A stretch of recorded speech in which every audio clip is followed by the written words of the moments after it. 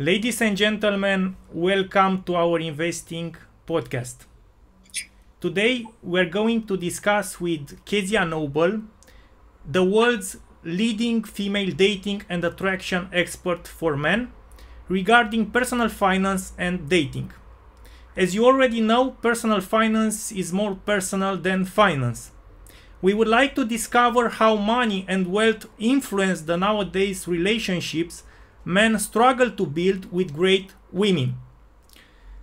It is worth noting that Kezia is also the author of the best-selling book The Noble Art of Seducing Women, among other dating products she developed throughout time.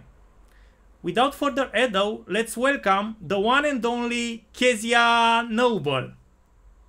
Hello. How are you, Kezia? How is the weather in London? It's pretty hot right now in Bucharest. Yep, it's very hot in London too. We're going through a heat wave, hence why I have a tan. I haven't even been away this year yet. So this is, believe it or not, a British tan. Great. To begin with, Kezia, I would like to ask you, who should pay on the first date? Is there any rule of thumb? Yeah, the man. Always the man, right? On a first date, is that what you asked? Yes. Yeah, it should be the man. With the one exception. The one exception is that the woman is an older woman and she's taking out a younger man, and it's a kind of, you know, the whole thrill is the power dynamic. That's something else. But on the whole, apart from that, I should say, yeah, the man should do it. It doesn't mean he needs to take it to an expensive place. So a lot of guys will say to me, well, I don't have the money. Well, okay, that's your reality. Take it to something that you can afford and tell her, you know, be totally unapologetic about it. Say, this is what I can afford. And if she says, I want to go somewhere better, and say, yeah, but that means you'd have to pay some of it. And I'm not allowing that.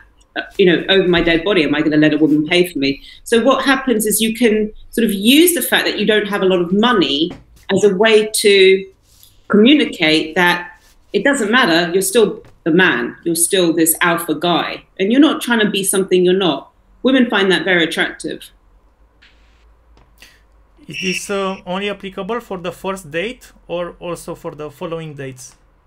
I think it should be mainly the man, yeah. I think it's sometimes like, if the woman says, no, please let me pay for drinks, then you can say, okay, fine, fair enough. But I think unless the woman absolutely insists to the point where it's like almost comical, she's like, no, I really want to pay that, then okay, fine. But yeah, the man should be paying. And that's not because, I think it's about getting a free meal or something. I mean, even if you're going out with a wealthy woman, she wants to feel feminine. She wants to feel like guys pay. It's not about getting something free. That's what a lot of people think. It's like, oh, she's using me for a free meal kind of thing. That does happen. It does happen. But the majority of cases, the woman just wants to feel feminine. And it's quite old-fashioned, but it's one of those old-fashioned things that women still find very attractive. Like, for instance, a man that holds open the door for me, or a man that stands on the man who lets me have the first choice of where to sit. I find that still very attractive. And if I see a man that hasn't done that, unless he's come from like a really kind of an upbringing, there's some people who come from certain upbringings where it hasn't been taught to them how to behave. Like they're just impolite people altogether. They don't have basic sense of manners with men or women. You do have those guys, but the majority of men have been told at some point, you know, let the lady choose where to sit, hold the door open for her, and so forth. The basics, I should say. Yeah, so it somehow contradicts, let's say, the free lunch idea. We say in investing there is no free lunch, but in dating it might be a free lunch, but it's not about going in expensive places. It's more like a gentleman stuff, right? Yeah, I mean, look, I'm in a good position financially. I don't need to use anyone for anything really financially. And I've been out with guys who have a lot less money than me. Some of them want to do the big gestures and take me somewhere very expensive, and I know it's going to like their whole their wage is gone in 1 month, and I won't allow that. So I sort of say no. I'd rather just go here or something, and it will be something a little less expensive.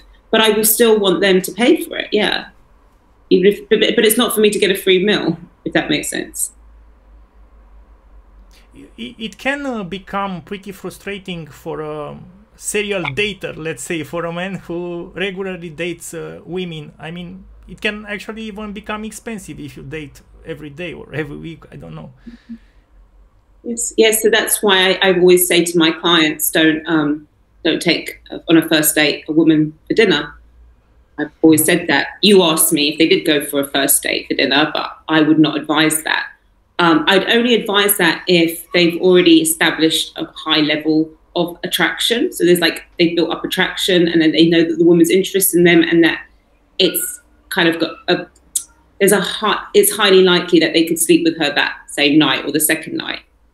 But if attraction hasn't been built, I always say drinks or something else, but not a sit-down dinner. Not just because it's expensive, also because it's time-consuming. It's quite intense.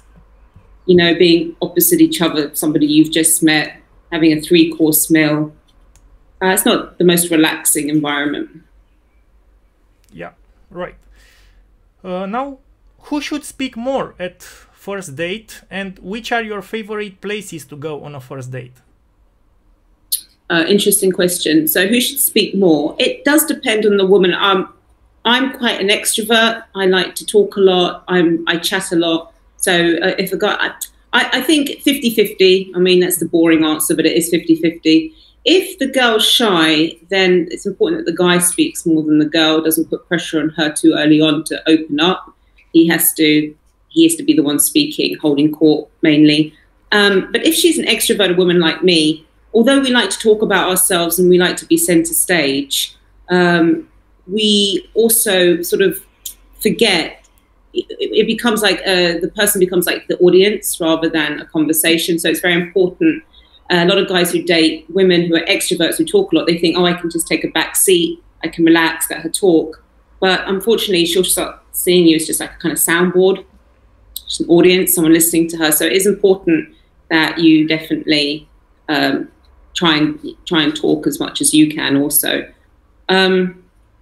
And my favorite place for a first date, this is an interesting one, because the honest truth is, if I like someone, I don't care where they take me. And I was having this discussion the other day. If I'm not really keen on someone, or I haven't really, the attraction isn't there yet, then I'll be heavily focused on the environment.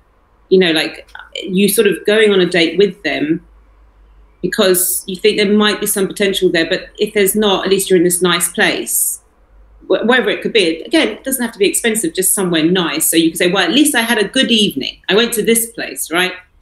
I went on a date with a guy, and I think where we arranged to meet was, it was some like really cheap bar stroke touristy hotel or something. And I was just so excited to see him, because when he chatted me up, I was like, okay, I want this guy. And so it's definitely, it depends on how much attraction has been built beforehand. But there are lots of places, like I did a video about this. I mean, for guys out there who are wondering, like, if they want to do something more interesting than just, drinks, there's daytime dates also.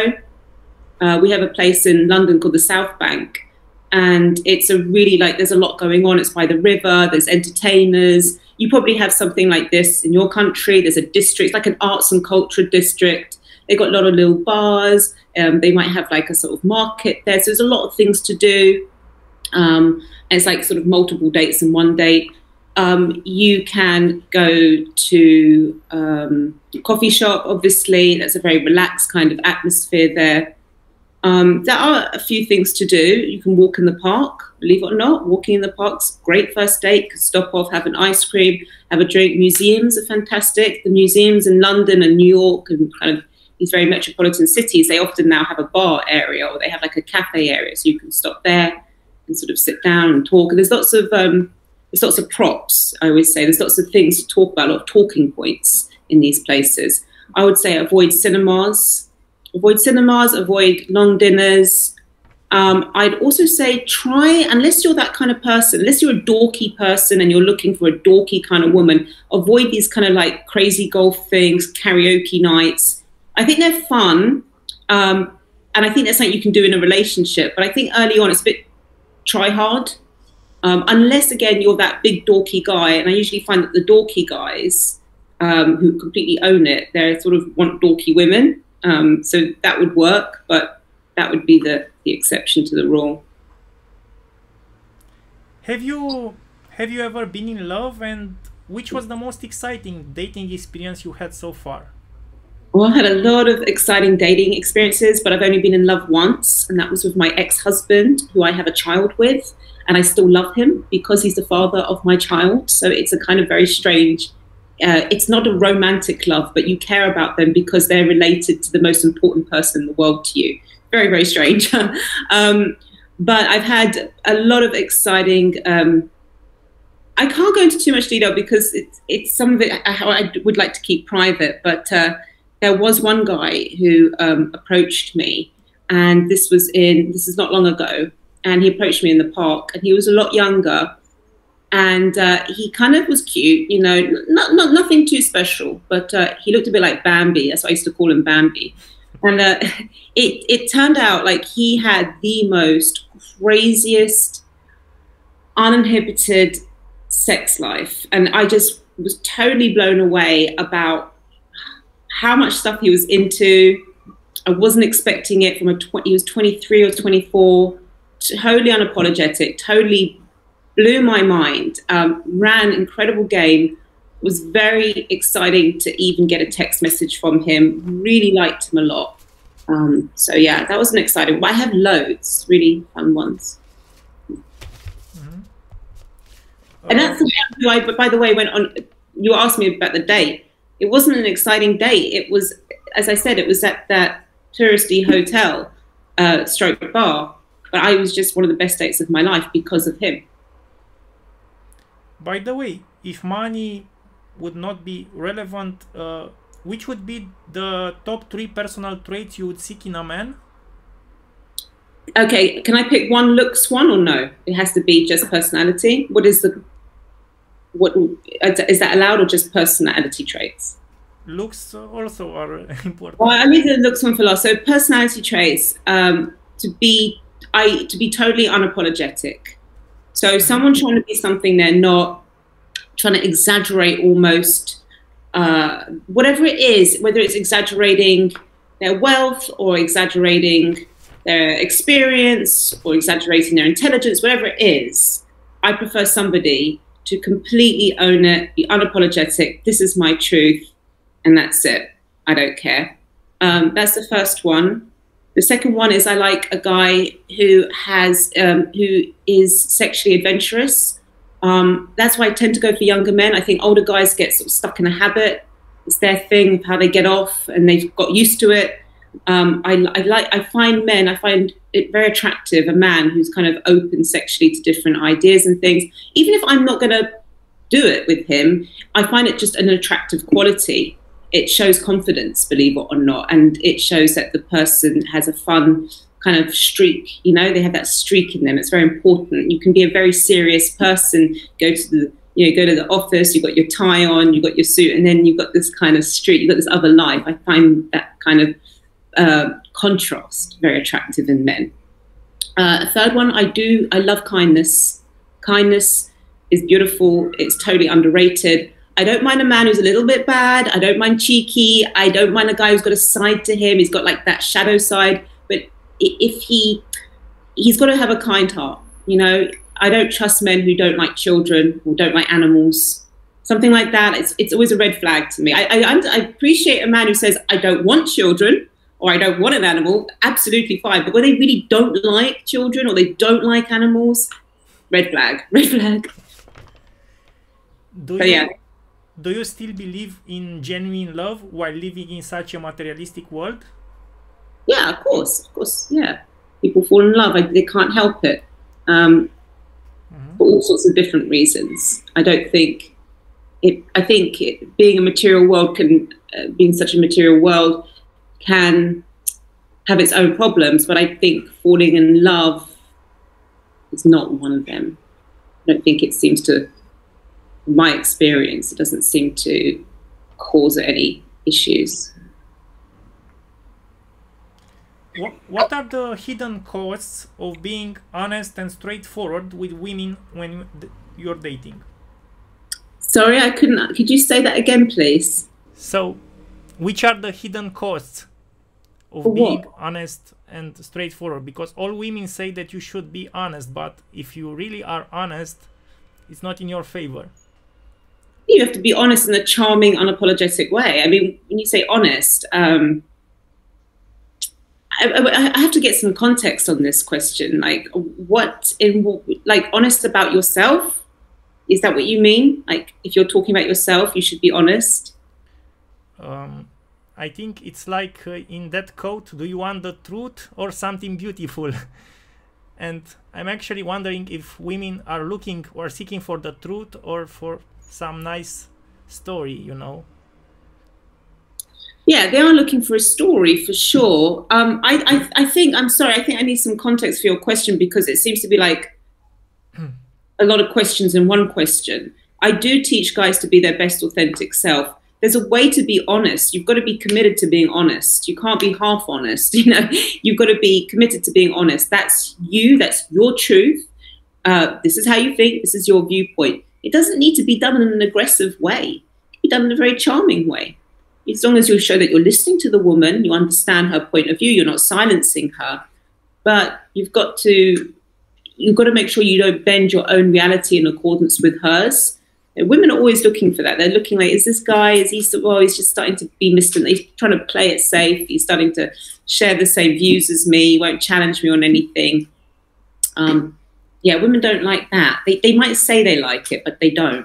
They don't respect it. Should we put it that way? They don't respect it. And then the guy can very quickly become in a friend zone situation with her.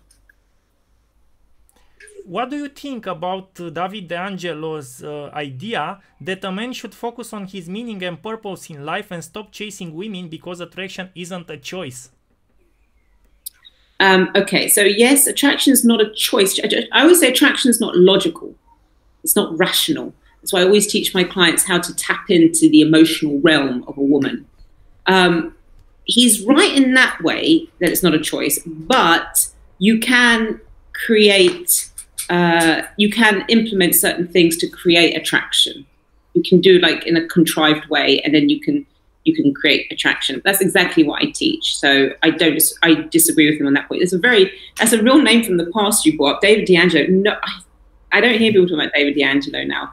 And in regard to his other comment, well, when you use the word, we have to be very careful of the words we're using here. Chasing women. Well, that sounds awful. So if someone hears that, they'll say, oh, yes, chasing women. I don't do that. Well, no, proactive with women. Let's use a proper word. Chasing women makes I'm running down the street after her. No, you're proactive. I think you can do both. I don't understand why it's one or the other. Yes, of course. I say to all my clients, focus on, your work, focus on, getting into shape, focus on your hobbies. Of course, you want to be a well-rounded person. You don't want to be just a pickup artist. But all those things that are going to improve your chances are not going to provide you the silver bullet. So there's a lot of my clients, they're in good shape, they own their own companies, very successful men, and they thought that's all they needed. But they haven't learned the art of seduction. They haven't learned how to talk to a woman, how to make her feel. There's an art to that. So I find it a bit silly almost when people say, don't go after women because they'll sort of just magically come to you if you sort out this area of their life. No. You said she won't chase you if other women don't chase you. But given how supply and demand work, naturally women are chased more often than men. So how can you make a woman chase you? How can you make a woman chase you?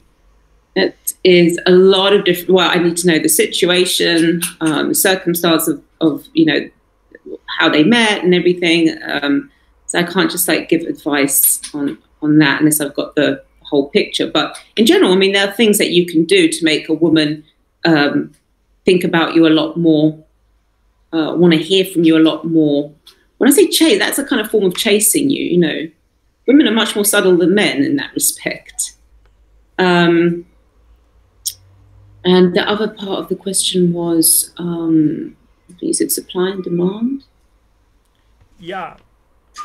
Women are more chased than men nowadays, especially with dating apps. I mean... Oh, I see, yeah. They have a lot of more matches. Yeah, no, of course, but dating apps have run their course now. You know, everyone thought that they would be the silver bullet, they would be the solution to all their problems. And I think at some point in the early stages, people were doing well. Average-looking people were doing well. But it's now got to a point where, yes, the only people who are doing really well from those are the exceptionally good-looking men. The top 5%. You know, women have become really ruthless when it comes to these dating apps. So my sister uses them. And she was going through it like this. And I leaned over her shoulder. And I was looking at all these men, just she wasn't interested in any of them. And so one guy, I remember, like his face hadn't even appeared properly. It was like a ghost before she swiped him. And I looked and I said, you know something? The problem with all this, I realized what it was, is you've got to go away and come back to the app.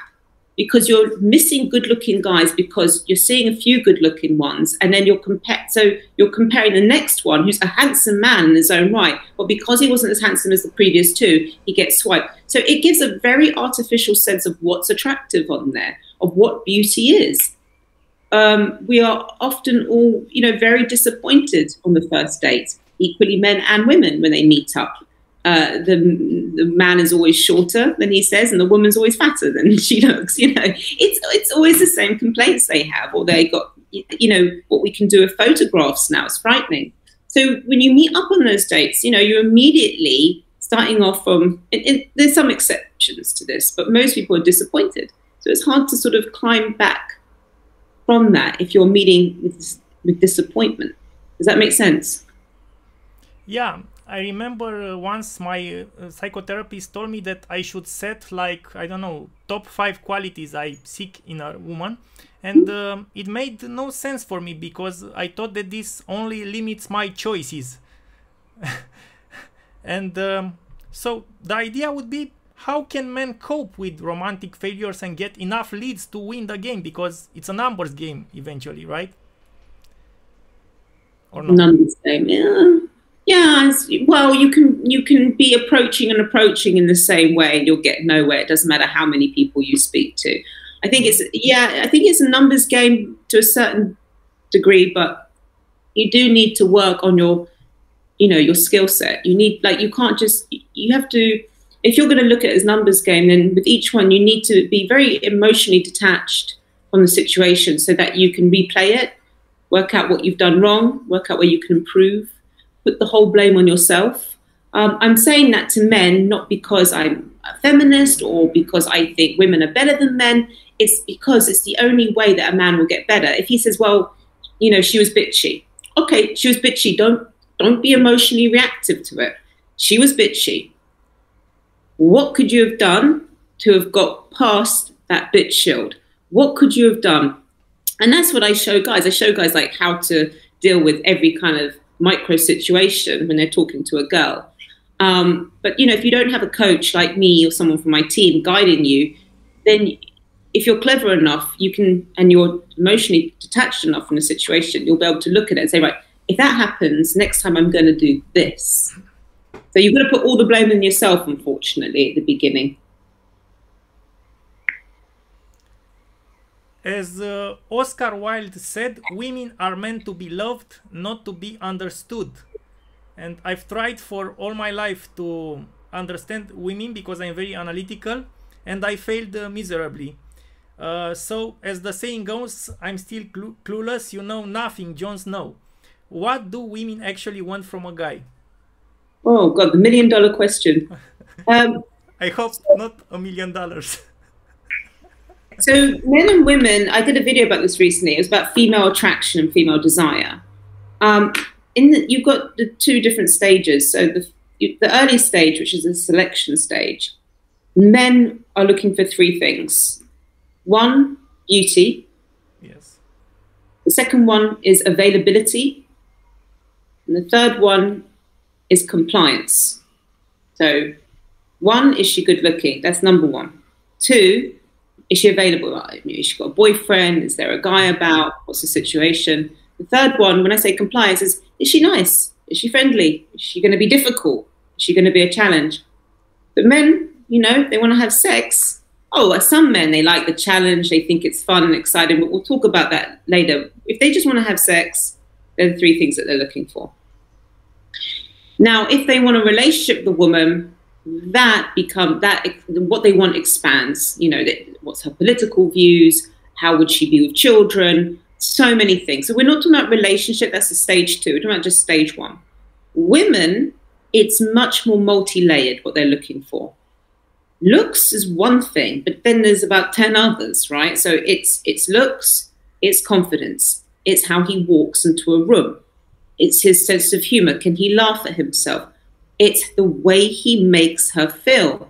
It's the way he handles her. It's the way he handles the barman. It's the way he handles other people around him. There's so many things that the woman's trying to look for. Whereas with a man, the woman, if she is beautiful enough, she can get away with a lot because her beauty will eclipse her defects. Mm-hmm. Now, that's good news for the good-looking woman. The good-looking man doesn't have the same privilege. He has privileges.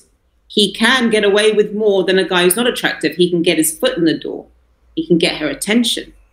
If he's a bit stupid or something like that she doesn't really care about, that's fine.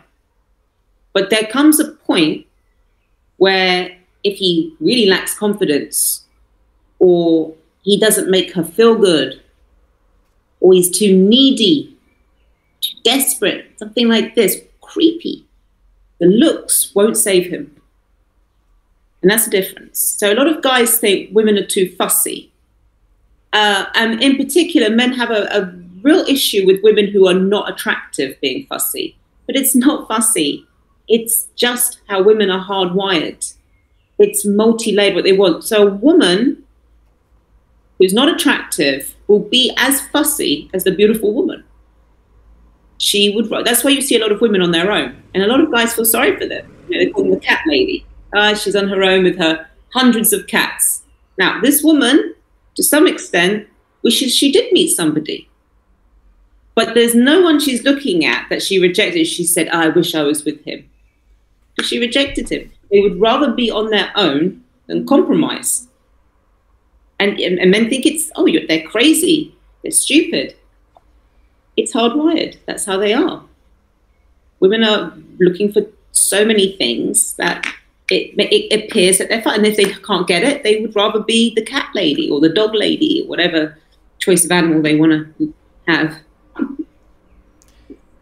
Why do you think most women expect to be treated like a princess if they don't treat the man like a king? Well, you have to define what a princess is. I mean, is it holding open doors again and paying for dinner? I wouldn't say that's treating someone like a princess. I don't really like this kind of terminology, like a king and a princess. Let's use proper terminology, like high maintenance maybe, or a woman that sort of wants all the nice things. I don't think all women, it kind of goes back to that being fussy, not being fussy, but there's a lot more that they want from the man because that's the only way that they can be kind of attracted to him, whereas men are much more easily content. She just has to be good looking and easygoing. That's really it. Good looking, easygoing. Thank you very much. Not enough for a woman. So it sort of might be how it's interpreted as being a princess.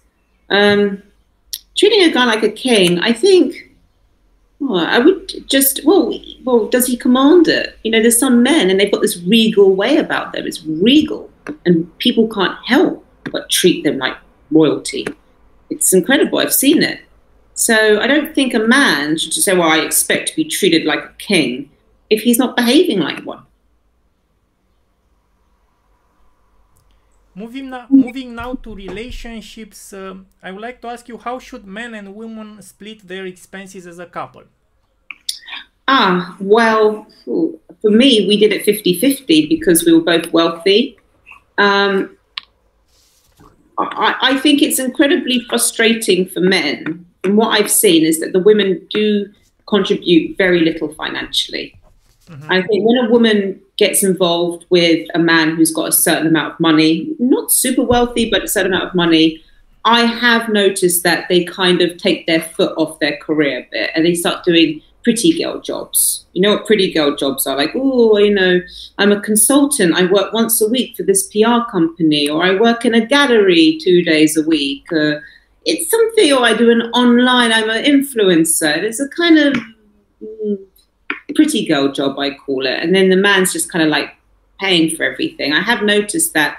But I put that down to the men. I blame the men. The men, you know, they seem, I think a lot of men want it. They don't want the woman contributing as much as them. My ex-husband, he's now remarried and he's married to a woman who earns far less than me and really doesn't contribute hardly at all financially. And he's happy with that. He likes it because he has the control, he has the power, he gets to make the decisions. So in some ways it works well for the men. I think it's different if the woman becomes a mother and she dedicates herself to the children. I think then that's a very noble thing to do, and I respect that a lot.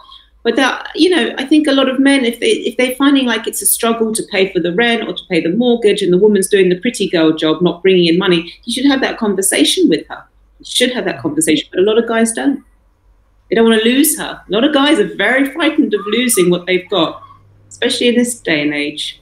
Hold on, they claw on to each other for dear. Because of COVID,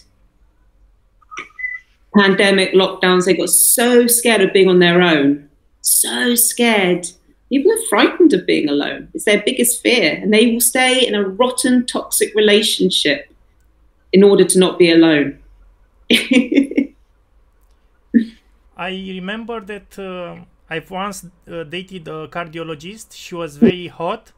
But what intrigued me the most is that she was seeking for a man who earns more than her as an active income. And I found the same idea in an Oscar movie, Mask of Does Not Live in Tears, that the man should always earn more than a woman. I asked her why, because she was already earning a good salary and she didn't need anything from a man. And she told me that he is not enough of a man if he doesn't earn more than her. So do you think manship is about earning more than a woman?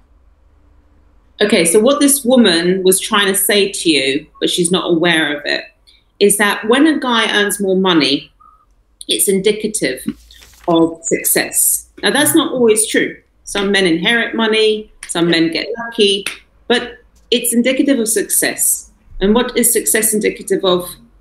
Confidence, self-belief, power. So it's not the money aspect. If she's earning money, that's from what you told me, she's earning good money, then she's looking for a man who has power and confidence, and money's the byproduct of it. Now, you've got women who are looking for a rich man because they want a comfortable life. That's not what I'm hearing from this woman, from what you've told me. Exactly. Yeah, this woman is looking for a man who's more powerful than her. She wants to feel feminine again. It's probably most of the relationships she's in, the guy doesn't earn as much money as her, which is fine, but it means that she's the person who's got like the power leverage. She's the person who probably considers herself to be more confident than him because she's like, come on, do something with your life. Go out, make it, do something. Now, a lot of my clients who come to me, they face this problem. They're like, well, you know, I don't have this high-powered job. You can show and convey confidence and power without having to be a successful person or have a successful career. Mm-hmm.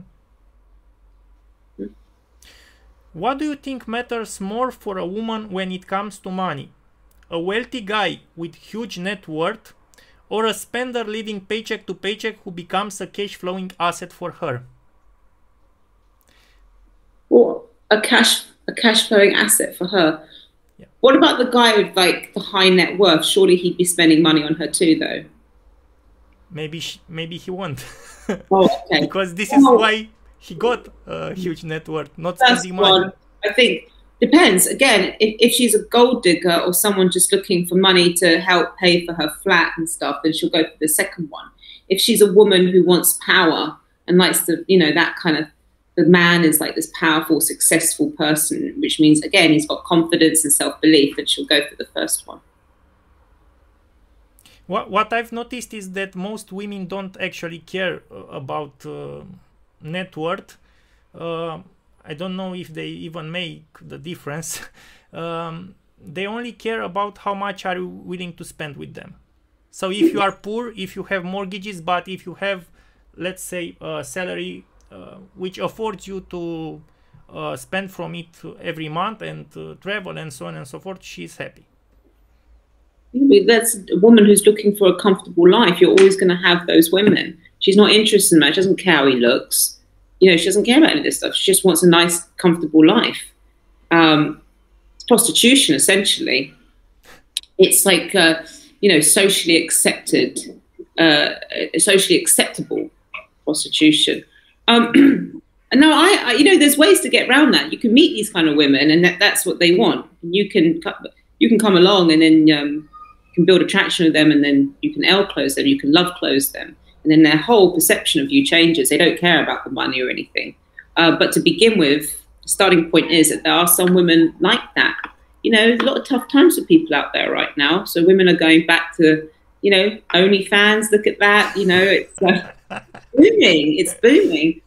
But I think, a lot of women, they want more the kind of, as I said, it's the idea of being with someone who's confident and successful that's more attractive.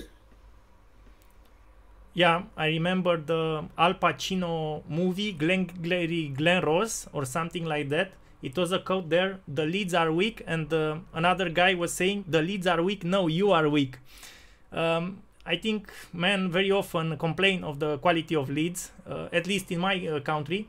But of course, women also complain of men because they don't want, let's say, something serious anymore. All of them want only one night stands and stuff like that.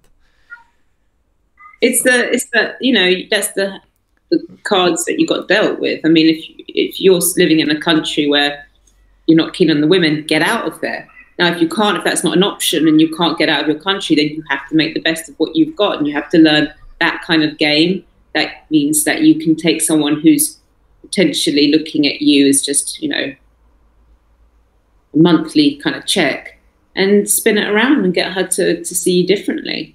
Look, women have to do it all the time. Like, they go on a date with a guy and the guy's only interested in sex. Yes, every time I go on a date, I know all the guy wants is he might say to me, I really like you. No, he wants to have sex that evening. I'm not stupid, right? And it's my job. Like, I can't change him. That's how he's hardwired. Men are like horny or whatever. So what I've got to do is try and get him to see past, what I'm wearing and my sexuality, and try, if I want a relationship with him, to see like, my kind side, this other side to me. And it takes time. Sometimes it takes months, but that's what you have to do. So women have to do their own thing. What is the main cause of the high divorce rate nowadays? Cost. What did you say? Sorry, cost. No, the main cause. Cause. Sorry, excuse me. Divorce rate. Oh, listen. You know what? You're speaking to somebody here who teaches men how to attract women. I'm not a relationship coach. I'm happy to give my view from what I see, but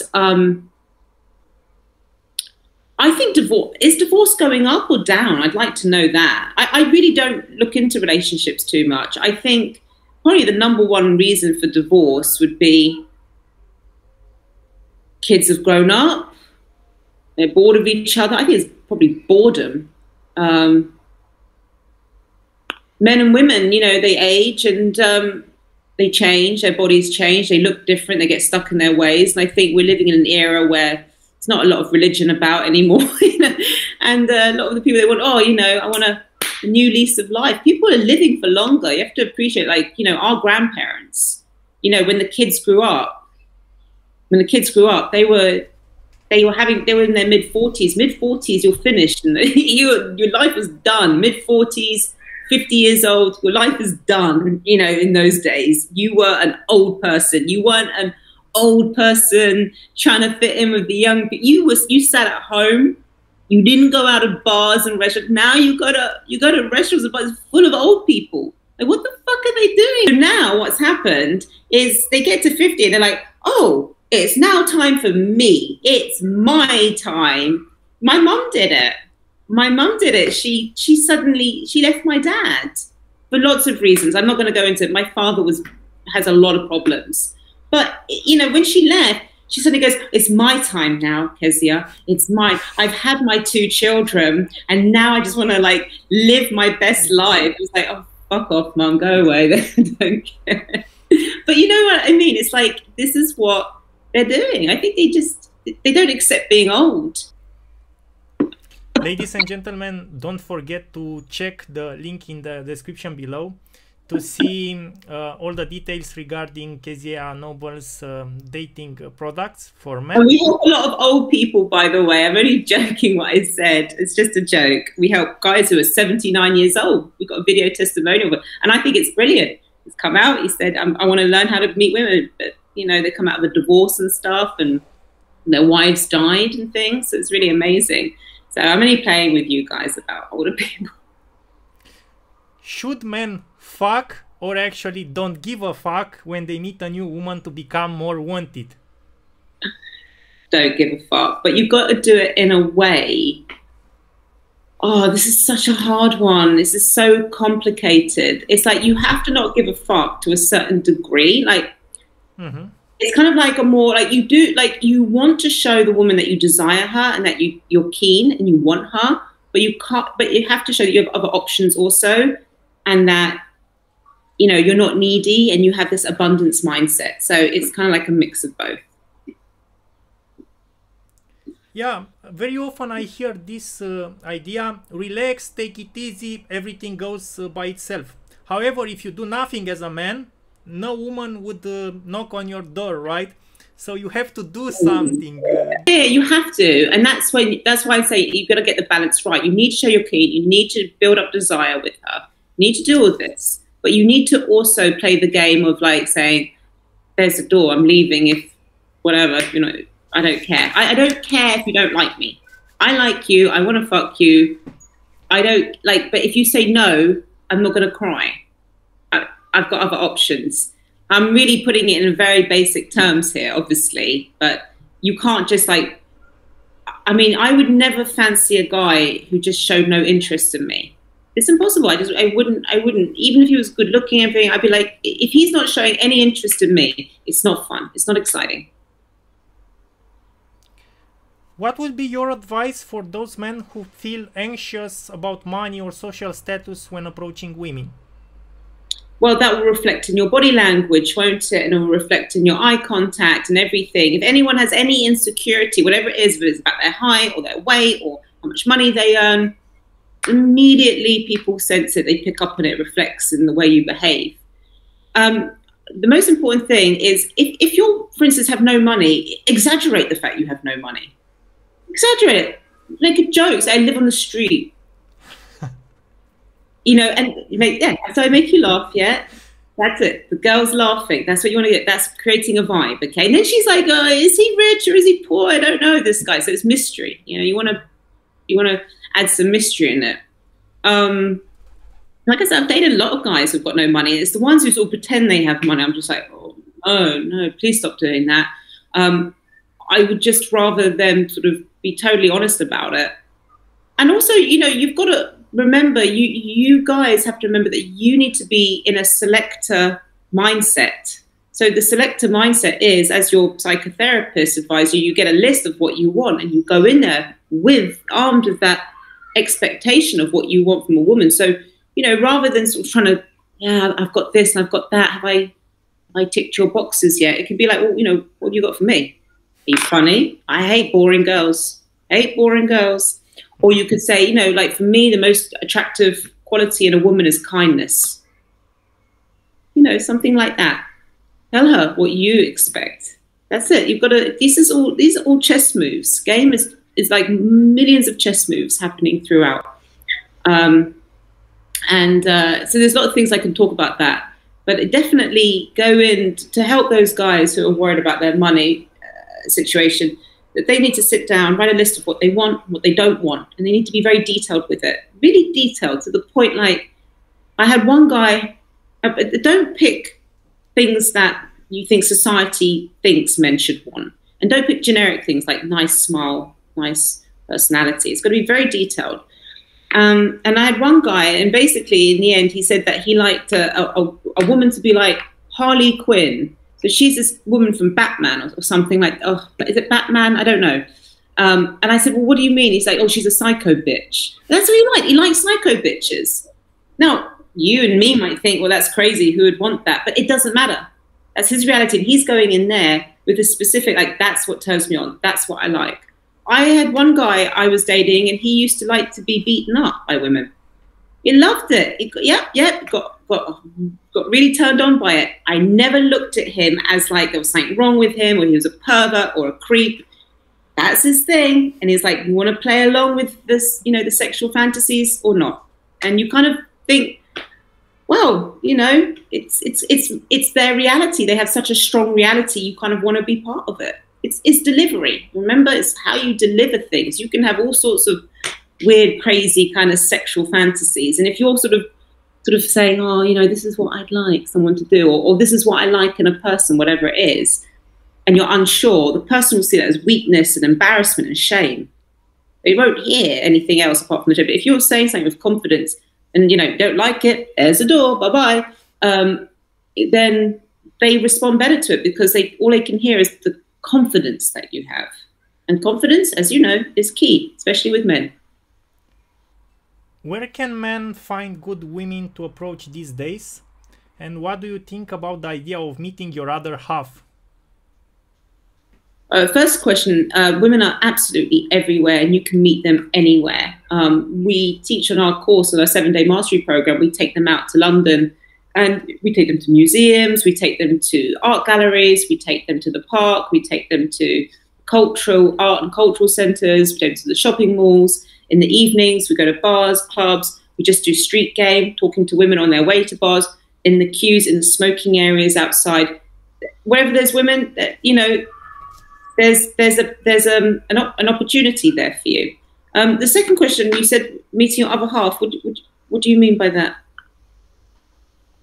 It's that idea that every woman has one partner in their whole life. Well, no, I don't believe that. Well, no, I mean, like, you know, I can take my ex-husband, for instance. You know, I think he's had about 4 loves of his life, 4. And, you know, whichever one is the current one, that's the one he loves most right now. But he loved all of them intensely, but probably in slightly different ways. You know, it's like the way I loved my ex-husband, I still do in a way. It's completely different how do I love a family member or a friend. Love is very, it's multidimensional. It changes. With age, it changes. And it gets caught up also with obsession, for instance. Sometimes when you're young and you're completely obsessed with someone, you think it's love. And it was at the time. It was your reality. You were in love with that person. But then you look back and go, well, it wasn't really love. And so I look at the way that, you know, I love my ex-husband. I love my child. Like my child is completely unconditional. It's like I lay down my life for my child. Would I do that for my ex-husband? No. But I do love them. But do you understand? I think it's very... I don't believe in this one love. For some people, yeah, they meet the person of their dreams and they fall in love forever. That's nice. But I think people are capable of loving other people. I've noticed that women are pretty polarized between either being open-minded or desperately looking for a partner to make a family with and have children. However, it is far more difficult to enter a relationship with no strings attached. To be able to live freely without any implied costs. Do you think it is possible to have a long-term relationship without liabilities? Sorry, that's a very long-worded question. Could you shrink it for me, please? Yeah, if if it is possible to enter a long-term relationship but with no liabilities, like no plan to have children or stuff like that. Well, it depends. Like if the man agrees he doesn't want children, then I don't know what the big deal is. I think I have no issue with people saying that they want to get married and have no children. They'll probably have a great life, you know. They won't. The problem is when if someone changes their mind halfway through. That's why I say to my clients, I ask them what's their age group they're looking for to date, and if they want children, I always say then you need to avoid women who are over 33. Because, you know, you're going to have to get to know the woman and have a relationship. And then you think about, is she right to be the mother of my children? And then she's 35. At 35, you can still have children. It just gets more difficult. So maybe 32 is a bit young, but definitely if she's 35, well, you know, you could still have children, but it's going to become a struggle. It might be potentially a lot of hard work, and that can put a lot of strain on a relationship, trying to have a baby. So I always say to guys, either you go for someone who's a lot younger, so you've got time with. I know some guys don't always want a 25-year-old, you know, but, you know, if you want children, then you're going to have to sort of go for, I would say the best age if you want children is to go for someone who's about 30, 29, 30, because when they're too young, they're sort of like, oh, I don't want to have children yet. And then you have this 4 or 5 year relationship. There's still no child, break up, you sort of wasted all that time. I'd say sort of 29, 30, 31, they're really ready to have, you know, that's their point, probably, that they want children. Or you go, if you don't want children, I would say go for someone who already has children, or an older woman who's just like, can't have children anymore. The problem is with guys, a lot of time they will date a 30-year-old and they go, well, she doesn't want to have children either, which is great with me. It's like 2 years later, boom, you know, all changes because all her friends have kids. Do you think that dating experience might improve your skills with women? And let me tell you that I have been dating more than 500 women so far, but I still feel that I struggle getting into that desired long-term relationship. Well, that's for your psychotherapist to work out. I don't know you. I couldn't answer this question. I'd have to sit with you privately, you know, talk to you. I'd have to do Enneagram tests on you, all sorts of things, and find out like what the issue is. Because if you've dated 500 women and you haven't had a long-term relationship out of them, you're clearly doing something wrong. There's a problem with you. And it's probably fixable. And yeah, I'd have to sit with you. I'm not going to sit here and give a diagnosis based on just having an hour with you asking me questions. Yeah, I also used to kiss, let's say, more than 200 women at first date because I was very unsure whether they liked me or not and was seeking for validation. How do you actually know if a woman likes you or not? Kisses you back is a big one. There's a lot of different things of indicators of interest. There are so many, to be honest. I wouldn't even know where to begin. I've just got like lists and lists, but yeah, I mean, kissing you is the big one. Like, you know, it's a physical thing. If she's kissed you back, there's attraction there, but I don't know how intense that attraction is, and then you can do things and fuck up afterwards. Your text messages become needy or something, or your attitude becomes needy. She was drunk, maybe that's the other one, if she's intoxicated or something. She got caught up in the moment. If she wasn't drunk and she kissed you, then how you play it after that. The text messages are very important, the follow-up date.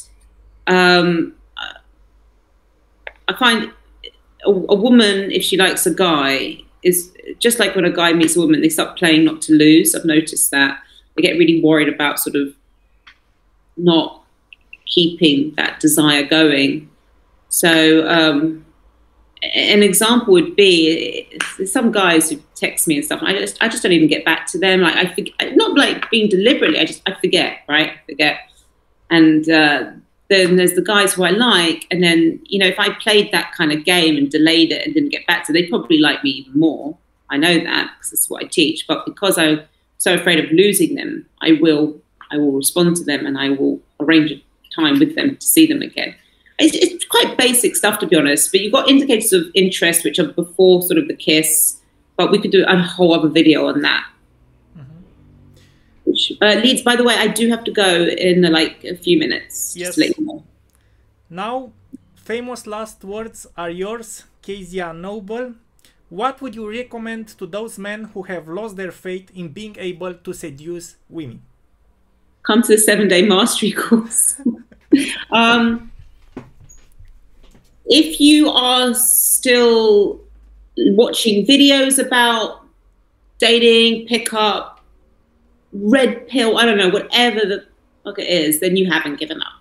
So there's a lot of guys who are like, they've lost faith. When someone's truly lost faith, they cut themselves off of everything. They don't want to know about that anymore, whatever it is. It's like people, when you see them, they leave religion. They completely cut themselves on it. They don't sort of go to church now and again. They just don't want to know it. They don't want to talk about it even. They want to think about it. And I think guys who say, I've quit, I've had enough of women, they sort of then go to red pill stuff, black pill and all that. And I think that you haven't lost hope because you're still listening to stuff. You're still curious about it. You're still watching my videos secretly, you know, little things like that, which tells me they haven't lost complete faith in themselves, not complete faith. The ones who do, you don't talk about it ever again. It's like it didn't happen. Like it happened to someone else or that. So yeah, that would be my advice, is like, if you've got this little part left in you, go to an expert. I think the videos help a little bit. They really do. Watching videos here and there, I really do believe that they help. That's why I put lots of material out to help people. But you do need a coach. You need an expert to say, this is where the fuck you're going wrong. This is what you're doing. The video can't tell you what you're doing. You need somebody who's an expert, who's helped thousands of people say, this is what you're doing, this is what you need to do. Great. Kezia Noble, thank you very much for accepting my invitation and for being with us today. Also, thanks all of you who have been watching our show today. I wish you a nice day, a nice weekend, and goodbye for now. Take care and all the best. Bye.